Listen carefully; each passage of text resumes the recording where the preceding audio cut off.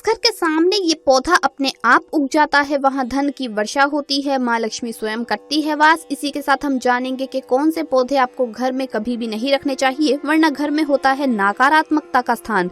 और इसी के साथ मैं आपको बताऊंगी दोस्तों कि अगर घर में पेड़ पौधे हैं तो किन महिलाओं को उन्हें जल नहीं चढ़ाना चाहिए, वरना पूरे परिवार को झेलने पड़ते हैं भयंकर परिणाम। तो दोस्तों पूरी जानकारी के लिए इस वीडियो को अंत तक जरूर देखिएगा।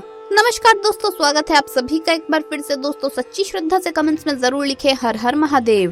दोस्तों पेड़ पौधे और वनस्पतियों के द्वारा हमें जीवन में उपयोग करने वाली हर वस्तु मिलती है।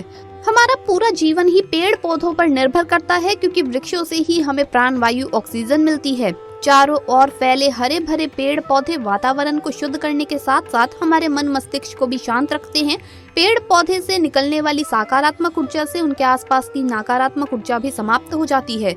वास्तुशास्त्र के अनुसार कुछ ऐसे पेड़ पौधे हैं जो हमारे लिए बहुत ही ज्यादा शुभ होते हैं, और अगर हम उन्हें अपने घर में लगाते हैं या इनमें से कुछ पेड़ पौधे हमारे घर के सामने अपने आप ही उग जाते हैं तो ये हमारे घर में सुख शांति और समृद्धि आने का संकेत है। ऐसे पेड़ पौधे घर में होने से हमारा वातावरण ही नहीं बल्कि भविष्य भी सुंदर हो जाता है। इसीलिए हमें इन पौधों को अपने घर में जरूर लगाना चाहिए। साथ ही कुछ ऐसे पेड़ पौधे भी होते हैं जो हमारे जीवन पर नकारात्मक प्रभाव डालते हैं, इसीलिए इन पेड़ पौधों को अपने घर में बिल्कुल भी नहीं लगाना चाहिए। आज की इस वीडियो में हम आपको ऐसे ही कुछ पेड़ पौधों के बारे में बताएंगे जिनकी जानकारी वास्तुशास्त्र में दी गई है। तो चलिए शुरू करते हैं। सबसे पहले ऐसे पेड़ पौधों के बारे में जानेंगे जो हमारे जीवन पर शुभ प्रभाव डालते हैं, और उसके बाद ऐसे पेड़ पौधों के बारे में हम बात करेंगे जो हमें अपने घर में नहीं लगाने चाहिए। तो आइए जानते हैं कि कौन से पौधे घर में होना शुभ होता है।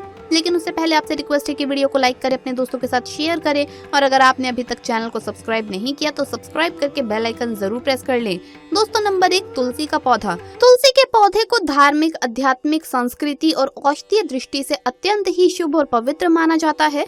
हिंदू शास्त्रों के अनुसार सभी हिंदुओं के घरों में तुलसी का पौधा जरूर होना चाहिए। तुलसी का पौधा लक्ष्मी जी का प्रतीक होता है और तुलसी के पत्ते भगवान विष्णु को अत्यंत प्रिय हैं। इसीलिए घर में तुलसी का पौधा होने से हमारे घर में धन धान्य और आरोग्य की कभी भी कमी नहीं होती, और तुलसी के पौधे से निरंतर निकलने वाली शुद्ध और सकारात्मक ऊर्जा से हमारे जीवन में भी सकारात्मकता आती है। घर के आंगन में रखा तुलसी का पौधा बुरी और अशुभ शक्तियों को हमारे घर में प्रवेश करने से रोकता है। नंबर 2, बेल का वृक्ष। जिस घर में बेल का वृक्ष होता है उस घर के लोग हमेशा ही सुखी रहते हैं। बेल के वृक्ष को पहले किसी गमले में उगाकर फिर अपने आंगन में लगा सकते हैं। ये वृक्ष बढ़ते बढ़ते बहुत बड़ा हो जाता है और हमारे जीवन में सुख और समृद्धि की छाया करता है। ये वृक्ष भगवान शिव जी को अत्यंत प्रिय है, इसीलिए अगर हम बेल के वृक्ष को अपने घर में लगाते हैं तो शिव जी के आशीर्वाद से हमारे घर से हर प्रकार की बाधा, भूत प्रेत और अशुभ शक्तियाँ कोसों दूर रहती है। साथ ही राहु केतु के दुष्प्रभाव से भी हमारा घर सुरक्षित रहता है। इसीलिए घर में बेल का वृक्ष होना भी बहुत ही ज्यादा शुभ माना जाता है। नंबर 3, नींबू का पेड़। दोस्तों आपको पता ही होगा कि तंत्र मंत्र, साधना और बुरी नजर से बचने के लिए प्रमुख रूप से नींबू का उपयोग किया जाता है। ऐसा इसलिए करते हैं क्योंकि नींबू में सकारात्मकता को खींचने की अद्भुत शक्ति होती है। नींबू अपने आसपास फैली सभी बुरी शक्तियों को अपने अंदर खींच लेता है। इसीलिए घर में अगर नींबू का पेड़ है तो इसके प्रभाव से हमारे घर को किसी की बुरी नजर नहीं लगती और हमारे घर का वातावरण शुद्ध और सकारात्मक ऊर्जा से भरपूर रहता है। नंबर 4, रुई का पौधा। रुई के पौधे को मदार, आंख और गणपति का पौधा भी कहा जाता है। रुई का पौधा भी बहुत ही ज्यादा शुभ माना जाता है।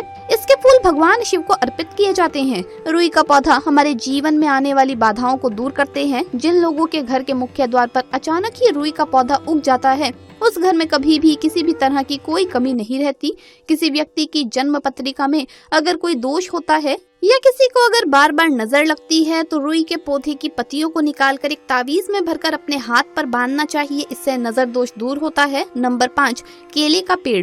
केले का पेड़ भी बहुत ही ज्यादा शुभ होता है और ये घर में सुख समृद्धि और खुशहाली लाता है। केले के पेड़ में भगवान विष्णु का वास होता है, इसीलिए घर के सामने केले का पेड़ होने से घर में माँ लक्ष्मी का वास होता है और सुख समृद्धि आती है। नंबर 6, नारियल का पेड़। नारियल किसी भी धार्मिक अनुष्ठान का आवश्यक अंग होता है। ये अत्यंत शुभ माना जाता है।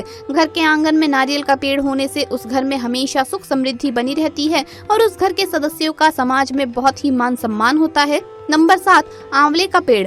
आंवला पोषक तत्वों से भरपूर होता है और इसके पेड़ के आसपास सकारात्मक ऊर्जा फैली रहती है। इसीलिए घर के आंगन में आंवले का पेड़ लगाने से घर के सदस्यों का स्वास्थ्य हमेशा अच्छा रहता है और घर में सकारात्मक वातावरण बना रहता है। आंवले के पेड़ को पाप हरने वाला पेड़ भी कहा जाता है। हल्दी भी तुलसी के जैसी ही पवित्र मानी जाती है। पूजा पाठ और धार्मिक अवसरों पर हल्दी का प्रयोग अनिवार्य रूप से किया जाता है। हल्दी दिव्य शक्तियों से युक्त होती है और संजीवनी बूटी की तरह काम करती है। घर में हल्दी का पौधा होने से घर में हर तरह का सुख होता है और घर का कोना कोना शुद्धता और पवित्रता से भरपूर होता है। तो दोस्तों, ये थे कुछ अत्यंत महत्वपूर्ण पौधे जो हमारे जीवन को खुशहाल बनाते हैं। लेकिन कुछ पौधे ऐसे भी हैं जो भूल कर भी हमें घर में नहीं लगाने चाहिए। तो चलिए जानते हैं कौन से हैं वो पौधे। नंबर 1, ऐसा कोई भी पेड़ जिसमें कांटे होते हैं उन्हें घर के आंगन में नहीं लगाना चाहिए। कांटेदार पौधे घर में नकारात्मकता लाते हैं और तमाम परेशानियों की वजह बनते हैं। मान्यता है कि ऐसे पौधे लगाने से ग्रह कलेश बढ़ता है और आर्थिक तंगी आती है। हालांकि गुलाब अपवाद है, गुलाब आप लगा सकते हैं। नंबर 2, वैसे तो पीपल के पेड़ को काफी शुभ माना गया है। इसकी पूजा भी की जाती है, लेकिन इसके पौधे को कभी भी घर के अंदर या बाहरी गेट के आसपास नहीं लगाना चाहिए। माना जाता है कि इससे धन हानि होती है। हालांकि इसके पीछे एक वैज्ञानिक वजह भी है। पीपल की जड़ें दूर तक फैलती है, ऐसे में घर की दीवारों को ये नुकसान पहुंचा सकती है और नींव खराब होती है। इसीलिए अगर आपके घर में पीपल का पौधा उग आए तो उसे विधि विधान से पूजा करवाने के बाद ही उखाड़ना चाहिए और किसी मंदिर के पास या पवित्र स्थान पर लगा दें।